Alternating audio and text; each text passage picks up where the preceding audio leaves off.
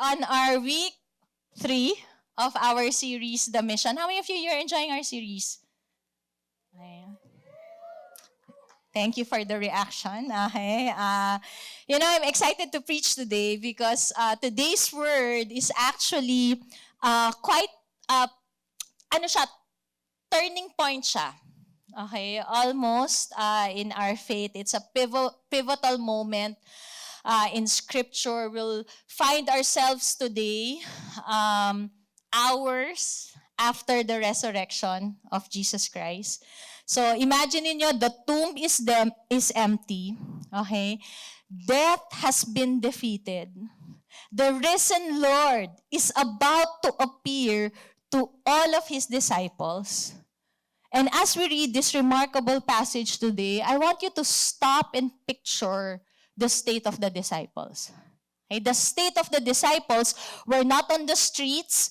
They were not rejoicing that, yay, buhay na si Lord. Hindi pa nila alam yon. Okay?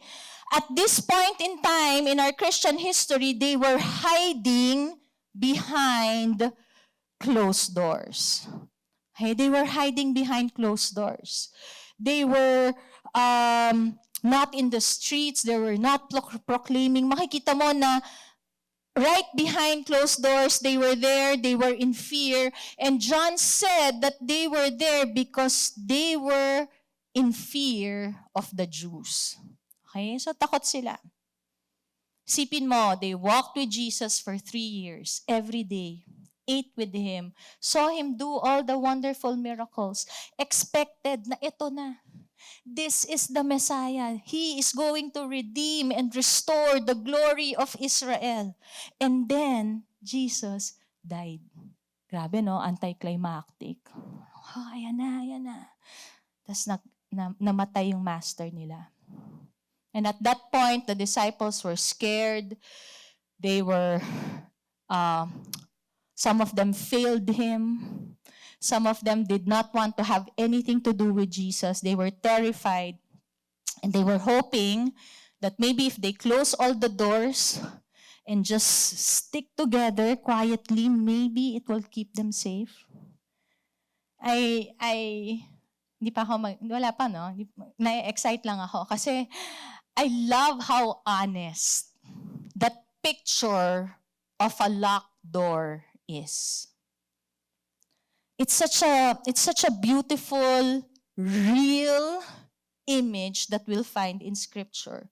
Because ganun tayo, di ba? That's what we do.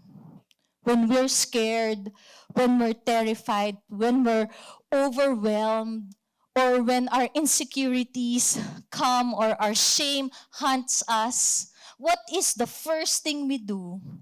We hide. We lock our doors. And we think that maybe if I stay long enough hidden, maybe I'll be safe. Maybe if I keep the door of my heart, my life, myself locked, maybe I will be safe. Today I want us to stand in honor of Scripture today. We'll be reading from John 20:19 to 23.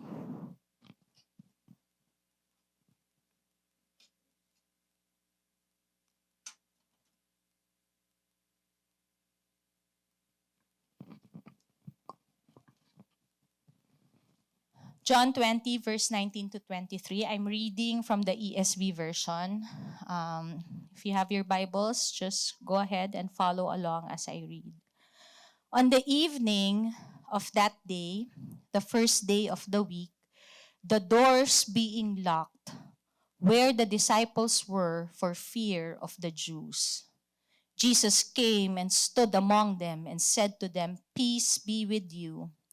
And when He had said this, He showed them His hands and His side. Then the disciples were glad when they saw the Lord. Jesus said to them again, "Peace be with you. As the Father has sent me, even so I am sending you."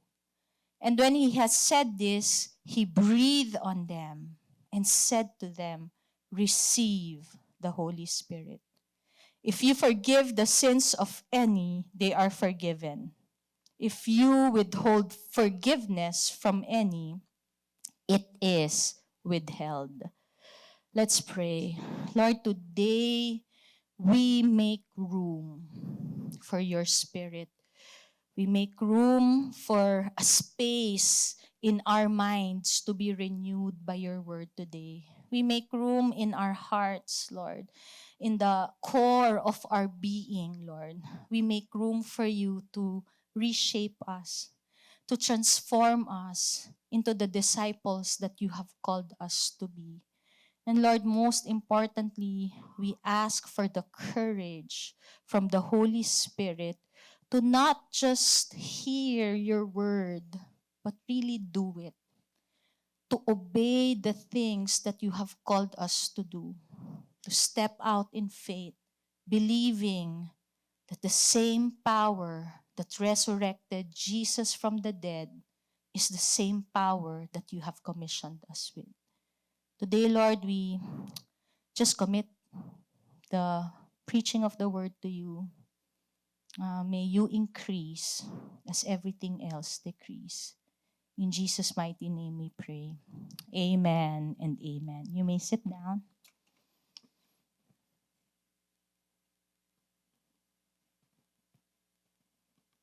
So I want to go back a few story back, no, which is really the context from our scripture today. Like what I said, this happened upon the rising or the resurrection of Jesus Christ. And we see in verse 16 how Jesus first revealed himself to a woman named Mary.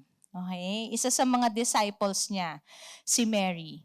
So he revealed himself to Mary, which again, Jesus being Jesus, no?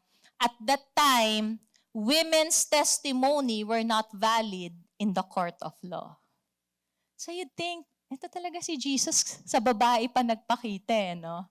Not kay John, not to Peter, not to Simon. Again, at a point in history where women were second class to a point that their testimonies were not heard in court or were not even considered valid, Jesus revealed himself to Mary. And Jesus' first word to Mary, this is how he revealed himself, no? One word. Jesus said, Mary. The whole time, prior to this scripture, akala niya, gardener si Jesus. Okay? Sabi niya, uy, baka naman, Manong, baka alam mo naman kung saan nila dinala si Jesus ko, no, my Lord. And then, all that Jesus had to say was, Mary. Now, I want to highlight this because I think this encounter that Mary had with Jesus really speaks so much about, first, the nature of who God is, like what I said, until the time he resurrected. Jesus was still revealing himself to outcasts, to the lowly, to the marginalized people. Okay? And also, I think his encounter with Mary reveals so much about the nature of our faith. So what does this mean to us? When Jesus revealed himself to Mary with one word. First, Jesus called her by her name. It tells us the personal nature of our God. You know that? That when God sees you, he does not see you as a crowd? Do you know that when God sees you, he does not look at you and sees a statistic? Oh, isa yan sa mga 300 na uma-attend ng 3 p.m. service.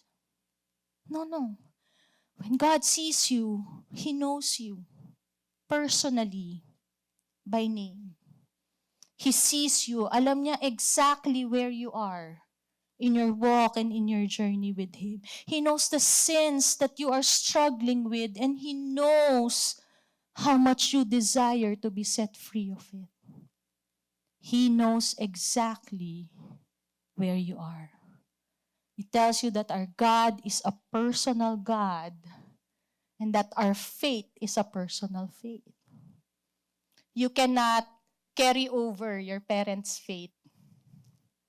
Cannot say, oy, grabe naman, elder naman. May elder, paano walang time elder na? May elder yung parents ko sa church. That just means, close din kami ni Lord.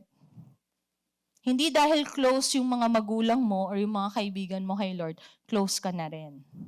The nature of our faith is personal. Is He your personal Lord and Savior? Does He call you by name? Is there a relationship there? And notice what Jesus says next. Of course, He acknowledged that yes, it is I, the teacher, Jesus. But here it says that Jesus said to her, don't hold on to me because I have yet to go back to the Father, but go to my brothers and say to them, I am ascending to my Father and your Father, to my God and your God. This reveals the relational nature of our faith. See, this is the very first time or instance after the resurrection when Jesus, tinawag niya yung mga disciples niya na brother. Okay, that was the very first instance after the resurrection. There was an instance when his real mother and brothers and sisters were there and they were saying, Jesus, andito yung mother mo at saka yung mga kapatid mo. And then Jesus said that, my brothers and my sister are those who does the will of the Father. But here he said, my brothers, my Father and your Father, my God and your God. Now imagine this. These are the very same disciples who abandoned him, who denied him, who are in fear, hiding because their master has been crucified. Yet, on the other side of the cross, the empty tomb, what is his first, anong una niyang tinawag? Mga kapatid ko. My brothers, my brothers, my Father, which is now your Father, my God, who is now your God. What does this say? The resurrection established the relational nature of our faith. That through the death and the resurrection of Jesus, we're not merely forgiven, we have been adopted into His spiritual family. Death and resurrection of Jesus shows that we have been restored to a right relationship. Kahit na hindi pa nagre-repent yung mga disciples. Remember, at this point, I told you, nangangatog sila dun sa room. Sa upper room, they were locking the doors, behind locked doors, in fear. But even then, Jesus already called them brother. There was already a restoration in the relationship that we have with God as our Father and our God. And then, Jesus gives her a mission. He says, go and say, to these brothers, go and say, go and tell that I am ascending to my Father and your Father, to my God and your God. And what did Mary do? She went and she announced to the disciples, I have seen the Lord. Personal nature, He knows you by name. We are saved personally when we personally make that decision to make Jesus our Lord and Savior. Relational nature, because of what Jesus did for us on the cross, we are restored fully as adopted children into Christ's family. So yung katabi mo, Kapatid mo yan. Okay. Yung inis na inis ka, nakasama mo sa ministry, when Jesus Christ died, they have become your father. They have become your brother and your sister. This ought to shape how we see one another. This ought to shape how we relate to one another. You know, sometimes we come to church and we say, pamilya to, spiritual family to. 6 na buwan ka na dito, wala ka pang kilala. You don't even make an effort to get to know someone from church. As if they're just a stranger as the person that you meet in the mall. Are you aware that the nature of our relationship automatically makes us brothers and sisters? There's that relational nature. But also, there's that missional nature. We see that hindi pwedeng brothers and sisters lang tayo. Kailangan din nating to go and tell, to go and share, to go and do what the Lord has called us to do. Now, this is a long intro to the actual verse, okay, which is in verse 16. This is what we read, verse 19, which is what we read a while ago. Here we see a shift that happened. So yun na nga, si Mary, sinabihan na, go and tell. So she did. She went and tell the disciples. And that particular night, the disciples were huddling. They were hiding behind closed doors in fear. Okay? That the Jews or maybe the spiritual leaders will find them. You know, like what I said before, because the Jewish culture is so relational, they would always look for connections. Okay? Kaya di ba, sabi nila kay Peter, di ba parang sumusunod ka? Aren't you a disciple of Jesus? It's like, hindi. Why? Because it's an association. You're always seen with your rabbi. You're always seen with your teacher. So there's an association there. So takot sila na because of that association, they may be arrested and that they might be next. Now this is what I love. Suddenly, Jesus appears among them. Did he knock? Basta sabihin mo sa kanila, may secret knock ako. Okay? Pag yung secret knock pasok, wala. Jesus completely bypassed the locked doors. And the moment he bypassed it, he came saying, peace be with you. You know, nung time ni Jesus, this whole phrase, no, peace be with you, it's commonly used in the language. In fact, this is like it's a greeting. It's almost like a word of blessing that you say to one another as you leave or as you see each other. Pero here, when Jesus used it for the first time, post-resurrection, again, in the New Testament, Luke says na yung disciples were so scared, akala nila multo si Jesus. Okay? They were so fearful kasi nga, hindi naman in-open yung door eh. Biglang, ayan na siya.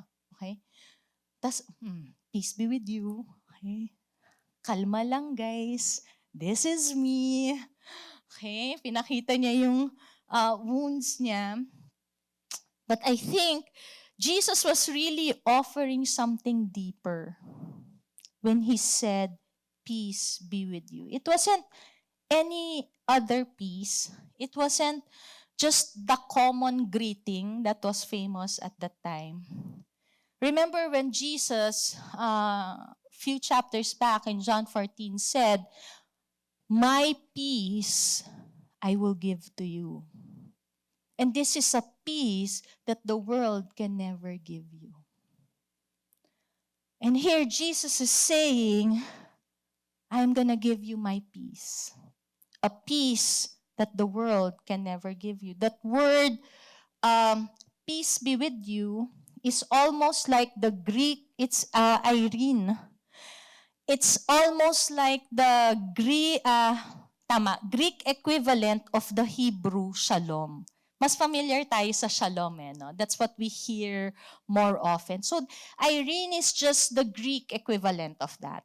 Because, the New Testament was written in Greek and the Old Testament was written in Hebrew. But it was the same essence, shalom. And I love what it means. It's more than just the absence of conflict. When Jesus said peace, it does not mean that conflict will cease.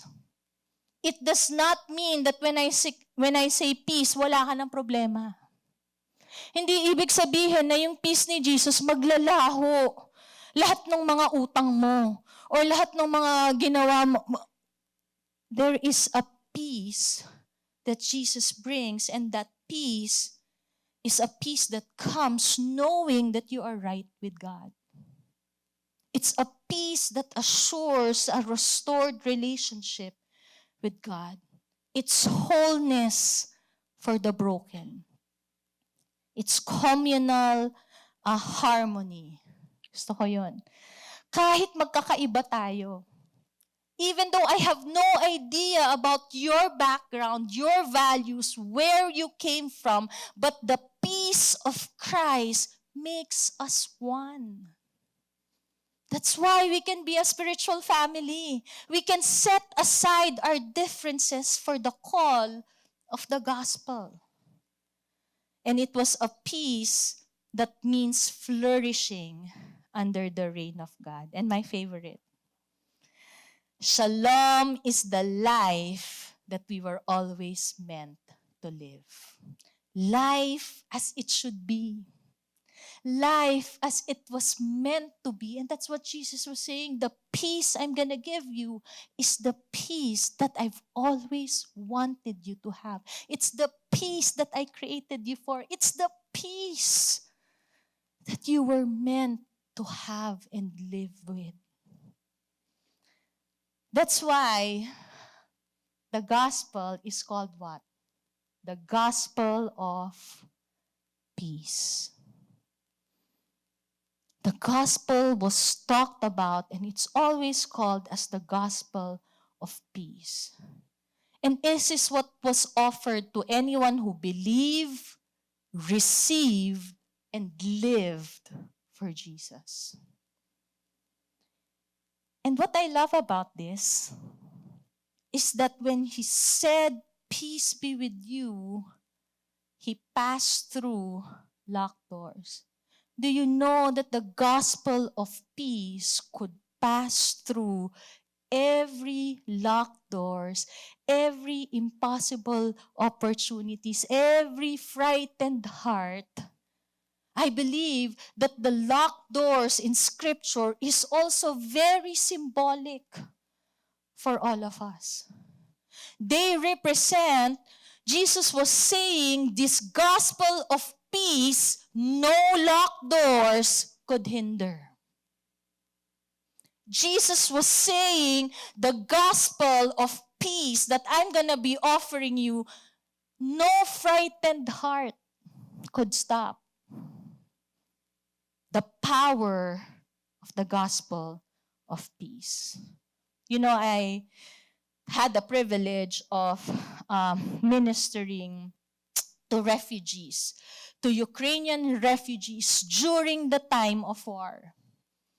I had an opportunity to sit down and hear their stories, and I'm telling you, it's gonna break your heart. To be honest, dami ko nang narinig, na heartbreaking story in my time in ministry. But there was a point in our conversation that I had to lock my mind. Di ko kaya. I cannot explain the brokenness that war does to children and families. And you know what I realized? They did not just need relief. They did not just need someone to talk to. What they need is a supernatural peace that war cannot take away from them. Because that's what was lacking.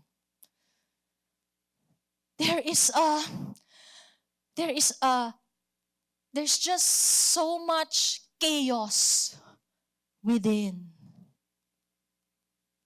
That's what happened. And today, we hear the news, maybe some of you saw my post, but I'm half Iranian. So I am very much updated sa mga nangyayari sa Iran ngayon. I'm trying my best to support my father who is devastated with what's happening in Iran. And you look at a people that is oppressed, that is overwhelmed by fear, who just wants freedom and peace for their land, but is not given any. How many of you know I was talking to someone from the ministry also. He's also in the ministry, and he's doing work outside the nations. And you know what he said to me? He said, "Don't say anything, but do you know that our most thriving underground church is happening in Iran?" Sobrang daming disciples ni Jesus doon. Because they are sick and tired of an oppressive regime. And what the gospel is offering is a peace and a freedom that religion cannot offer. Sobrang ako na-encourage. I'm like, this is the power of the gospel. No matter how evil the regime may seem, the gospel will do its work. The gospel can enter any closed doors. And that doesn't just speak for Iran.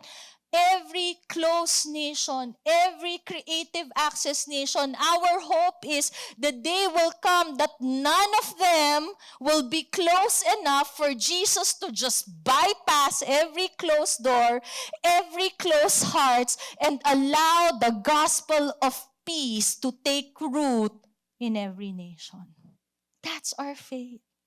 That is the gospel that we are preaching. That is the power of the gospel of peace. The gospel of peace commissions us to be peacemaker, not peacekeeper. Peacemakers, not peacekeepers. Now, I want to make a distinction because I think sobrang applicable to sa kultura natin. See, when we talk about peacekeeping, we're talking about avoiding conflict at all cost. Maintaining harmony. Usong-uso kasi yun sa Pilipinas, di ba? Yung culture of silence. Tatahimik na lang ako. Hindi na lang ako magsasalita. Kasi ayoko pang magkagulo. Magkakagulo lang. Yung maintaining surface calm, pero the moment nakausap niya, "Ay nako, alam mo ba yung boss ko? Blah, blah, blah, blah." Oh, asan na yung calm? Hindi, pag nandyan lang siya. Okay? Pag ibang tao na, labas na lahat ng galit. Peacekeeping. You don't wanna rock the boat. Ayaw natin, you wanna keep things comfortable. But a peacemaker is someone who actively engages conflict with courage. That's what Jesus. Did Jesus avoid conflict? No, he was actually in the cross. He actually endured a difficult, he was not scared of conflict. He knew that it was through the cross that true peace will come to people's heart. Alam niyang yun yung cost. Being a peacemaker is one who is willing to resolve root causes. Nagkaroon na ba kayo ng ganon? The difficult conversations. When someone is pointing to you, ito yung dahilan kung bakit hindi maayos ang buhay mo. That's a peacemaker. Someone who's bringing you to a point of understanding, ito yung root, Parang si Lord, di ba? Si Jesus. Kailangan niyang ibalik ang root po ng problema, kasalanan.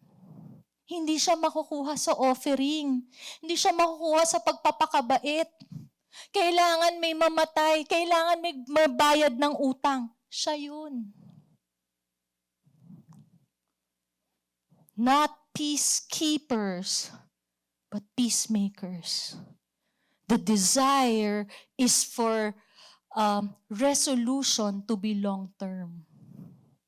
I don't know, pero I think, being in the Philippines, we sometimes confuse the two. Maybe we think, tatahimik na lang ako. Papagod din yan. Pasok na lang sa isang tenga, labas na lang sa kakagulo pa. But your heart is falling away, away, and away from that person. Jesus calls us to have those difficult conversations. Jesus calls us not to sweep the problem under the rug, hoping, wag mo lang pansinin yan, in 2 years, magiging okay na yan. Then in 2 years, bigla lang sasabihin, maghiwalay na tayo. You see problems compound, hearts drift away from one another because problems are never talked about. Because everyone just wants peacekeeping. Gusto ko lang happy. Ayoko nang may problema. Do you know that sometimes it's also our peacekeeping tendency that keeps us from sharing the gospel? We don't wanna shake the boat. Ayun, sabihin nila, masyado akong religious. Ko muna i-share si Jesus sa buhay ko. Pero sila, sobrang bold nilang i-share yung lifestyle na kinasisira ng mga buhay nila. How long are we going to remain silent? In verse 21, Jesus said, "Peace be with you." He said it again. "As the Father has sent me, even so I am sending you." Jesus is saying, look, I embody what it means to be sent. Jesus is saying, I modeled it for you. Pinakita ko sa inyo what it means to live in the kingdom of God. What it means to bring the kingdom of God everywhere you go. And at this point, Jesus was saying, babalik na ako kay Father. And when I go back to the Father, you will continue what I have begun. Jesus is saying, as the Father has sent me to you, I have done my job. Now it's your time to continue to do what I have called you to do. To spread and preach the gospel of peace. To bring the kingdom of God everywhere we go. And this is the crucial part. Kasi parang iniisip mo lang, teka lang, how to be like Jesus po? Parang ang hirap, di ba? But I love how Jesus never leaves us as orphans. He never just, bala ka na, figure out mo na lang, balikan mo na lang yung mga notes natin nung nagsa-small group tayo. Okay? No, Jesus was saying, wait, I'm not gonna leave you alone. Do you know that from the time of the resurrection to the time of ascension, Jesus only spoke about 2 messages. And that 2 messages is about the kingdom of God and it's about the Holy Spirit. Binibuild up na niya. Although from the start of the ministry, he would always speak of the Holy Spirit. But in the last 40 days, before he ascended, he kept on speaking about don't go anywhere. Don't start the mission apart from the Spirit that I'm going to give you. And right here, we see Jesus did that. The moment he commissioned them and said, look, as the Father sent me, I am sending you. But wait, he said to them, he breathed on them and said, receive the Holy Spirit. Receive it. Let that image sink in. What? That very same Spirit that resurrected Jesus from the dead is the very same Spirit that He breathed into His disciples. Can you imagine the power? The power that resurrection power that the Lord has deposited in all our lives. Sometimes we feel we're so helpless. Sometimes we come and we say, I'm sure you have, no? Have you ever met a defeated Christian? A Christian who says, wala talaga.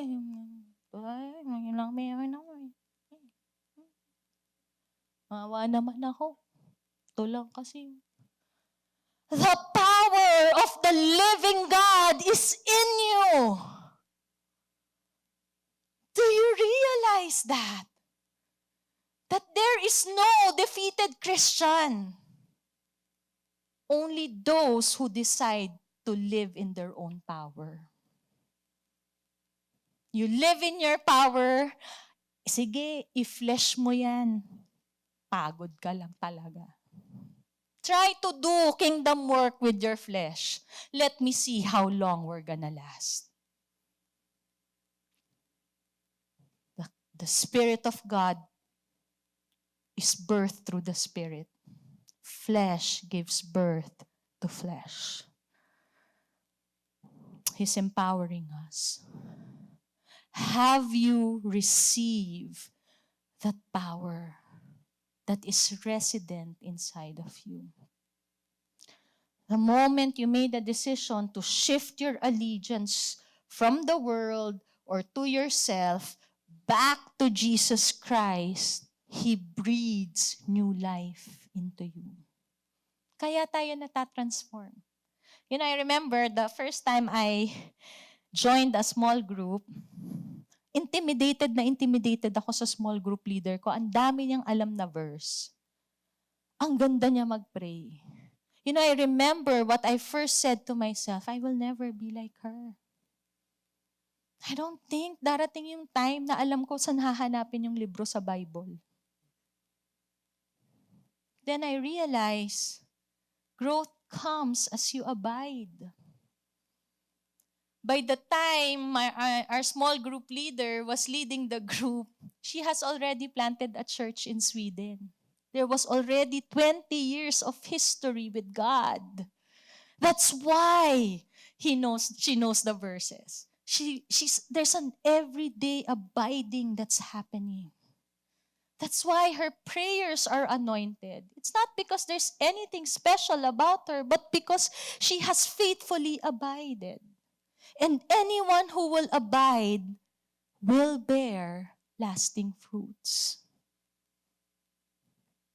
Who are you abiding in?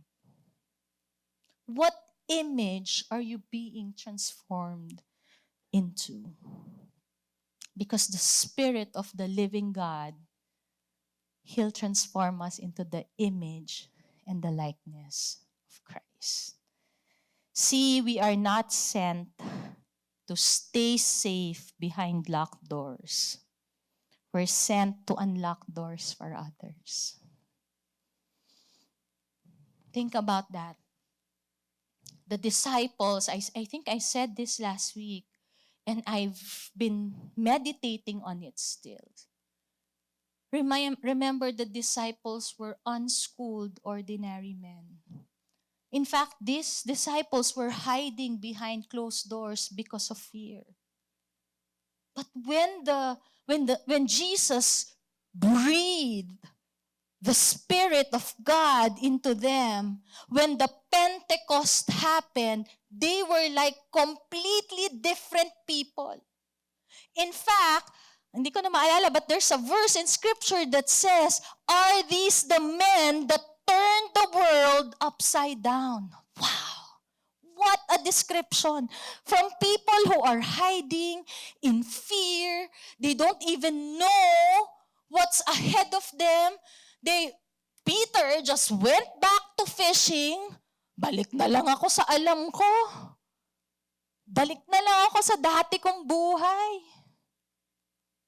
No, these men, the Spirit of God transformed them so radically that we are Christians today. That the gospel reached the Philippines because of men and women who did not stay comfortable, who did not stay behind locked doors. There's a revelation that I need to go out there and start setting captives free. I need to do what Jesus did for me. That was the disciples. Lastly, I want to end with this verse, and this is such a controversial verse. It says here, if you forgive the sins of any, they are forgiven them. If you withhold forgiveness from any, it is withheld. Now, I don't have time to go to the theology of this. Join Spiritual Foundations. Okay? If you want to go deeper into the Word, and if you want to understand the nuances of Scripture so that, you live by what you believe. If you want to make your thoughts and belief align with Scripture, you'll try to study more. But see, this particular verse, if you're thinking, ganun pala. So pag may nag-confess pala sa akin, pinatawad ko, forgiven na. It seems like that plain and simple. But if you read through other scripture, it is very clear, only God can forgive your sins. Only God has the capacity to forgive your sins, and there is only one mediator, and that mediator is Jesus Christ. It's not you. We are not mediators for the forgiveness of sin. So what does this mean? What does this scripture mean? It means that forgiveness comes through the knowledge of the gospel. It means it has to be preached. Jesus was saying, how will people know that they are forgiven because of what I did for them if nobody talks about it? How will they know that there is a life, a kingdom life out there that they are meant to live in if no one's gonna tell them? That's why Jesus here is saying, you speak, you preach the gospel, and if they don't believe it, then their sins will not be forgiven. But if they believe it, if they receive it, if they embrace it, then their sins will be forgiven. The choice is theirs. Will they reject the truth of the gospel and be forgiven of their sin? Will they reject the gospel and be not forgiven of their sin? Or will they embrace the gospel and be forgiven of their sins? See, as peacemakers, we're like ambassadors. There's a message that we need to bring. See, the gospel that is entrusted to the church requires proclamation. Can you say this with me? The gospel that is entrusted to the church requires proclamation. Can you say it? 1, 2, 3.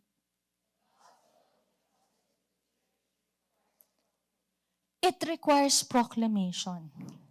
Okay? Hindi pwedeng silent gospel yung ipipreach mo. There is no such thing. Romans 10:13 says, for everyone who calls on the name of the Lord will be saved. This is the problem. How then will they call on him whom they have not believed? And how are they to believe in him whom they have never heard? And how are they to hear without someone preaching? Verse 15, and how are they to preach unless they are sent? As it is written, how beautiful are the feet of those who preach the good news. We preach because we are sent. We go, share the gospel, we preach the gospel so that they will call on the name of the Lord. Para may choice sila. Para alam nila na you don't need to be there forever. There is a better life. There is a better way. There is a good God. There is a forgiving Father. But how will they know if we don't preach? See, I wanna set it out that when we preach because we are sent. We don't preach to win an argument.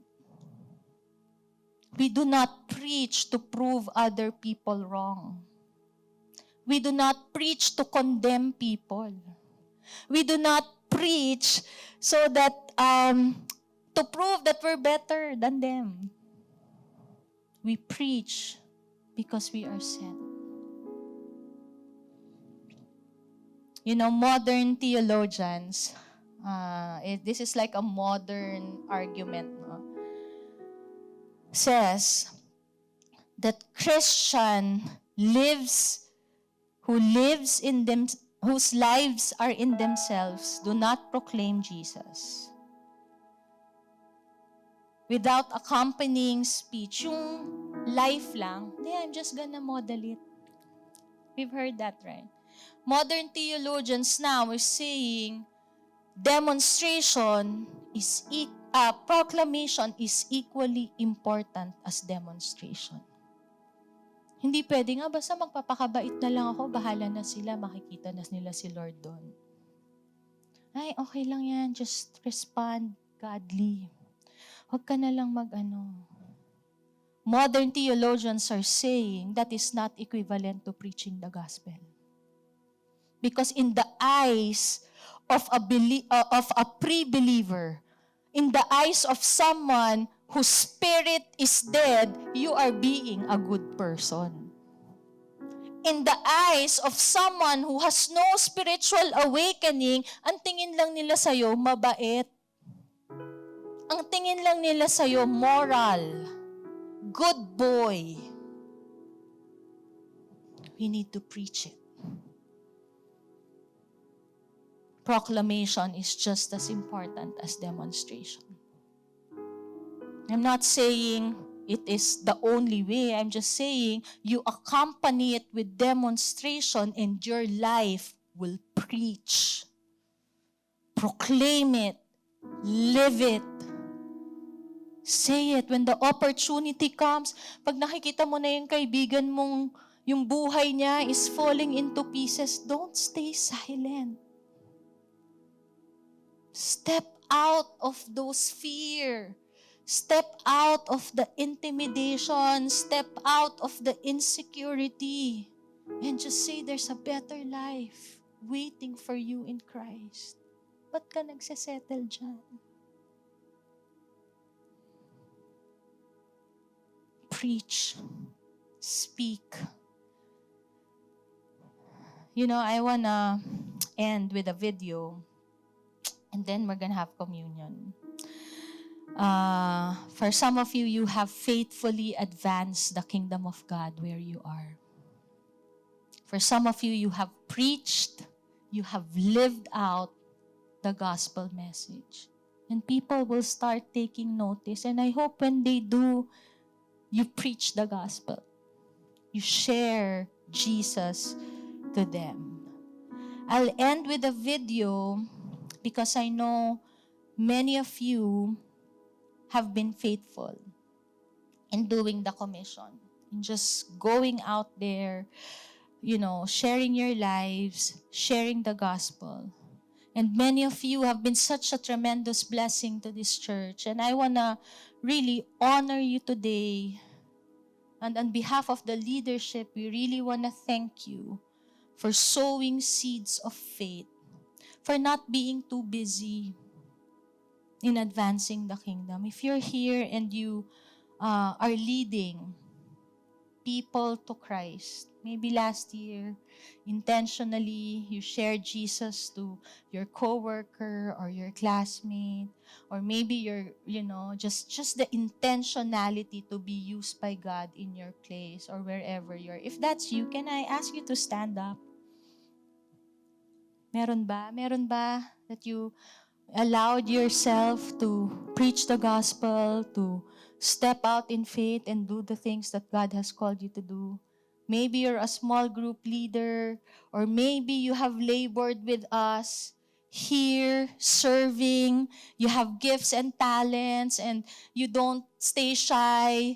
You say, I'm here. This is what I can do. Baka I can help you. Can I ask you to please rise? Please stand up.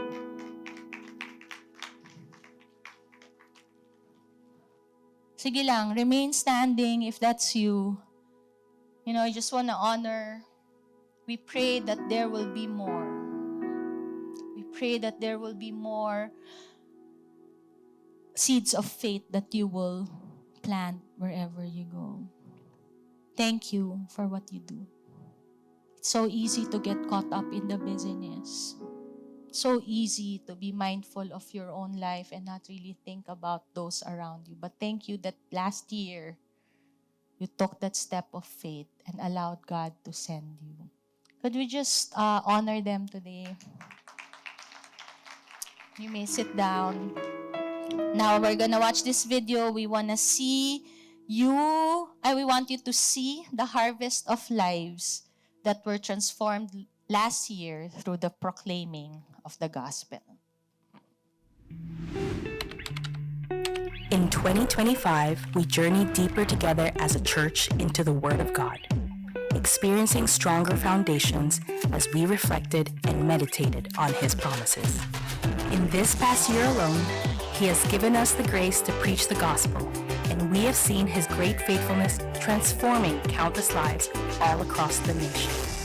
Here are some stories of how God uses the church to touch people's lives in every corner of society. Vince was just a student when his mother was imprisoned in a correctional facility. Without a committed parent in his life, Vince felt afraid and alone. He was reached out to on campus, and in church, Vince was welcomed like family.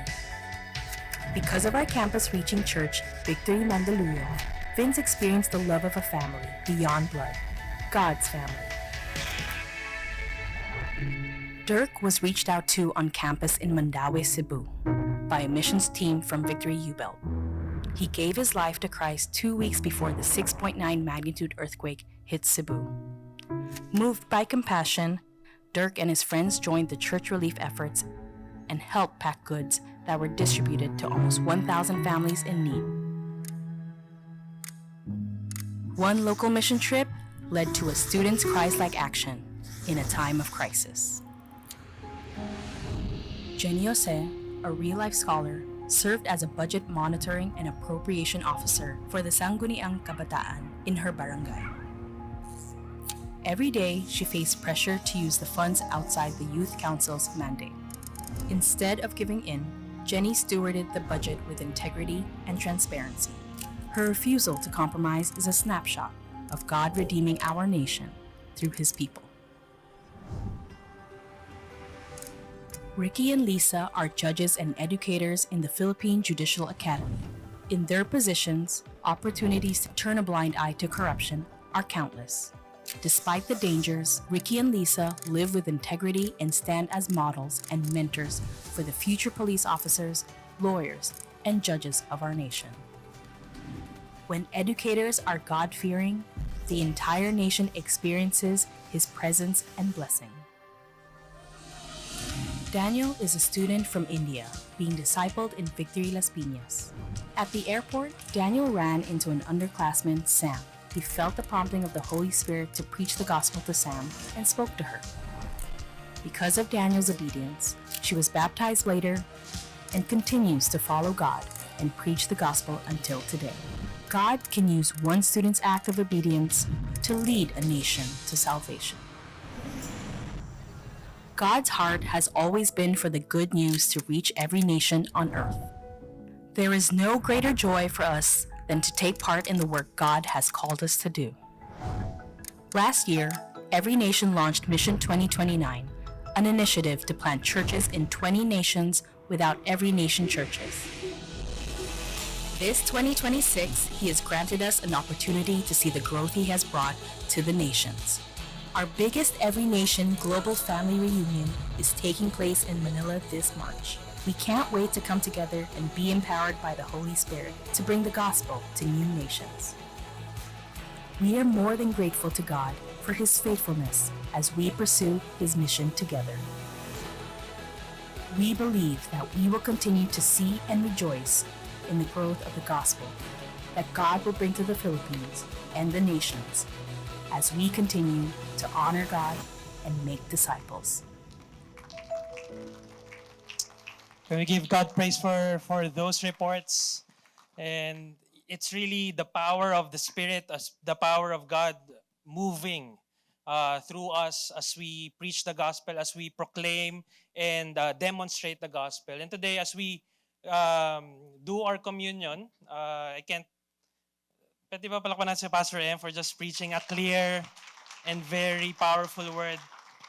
I love the lock picture kanina, the doors are locked, because as we do our communion, it's a picture of it's an unlocked door, because when Jesus invited the disciples in the table to eat with him in the table, it's a picture of it's him saying, "Di tayo magkaaway ah." It's a picture of, I want a relationship with you. In Jesus' time, kapag nakita kang eating with the people that you're with, ibig sabihin nun close kayo, ibig sabihin nun may intimate relationship kayo. And so when Jesus did communion with the disciples, he's saying, the doors are unlocked. You're free to come, and you're invited in the table. And that's what we are doing twice a month. When we do our communion, God is reminding us, wala nang barrier ah. Wala nang wall. We have a relationship. Can we all stand?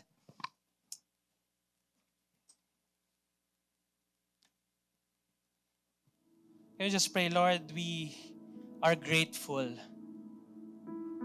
that we are, Lord, prior to all of this, Lord, we are your enemies. But you've invited us to the table. You've opened the table so that we can be transformed by your presence. Thank you, Lord. And now we come to your table. And as we come to your table, Lord, we think about those people who are not yet in the table, Lord. So use us, Lord God, to invite them also. Thank you, Lord.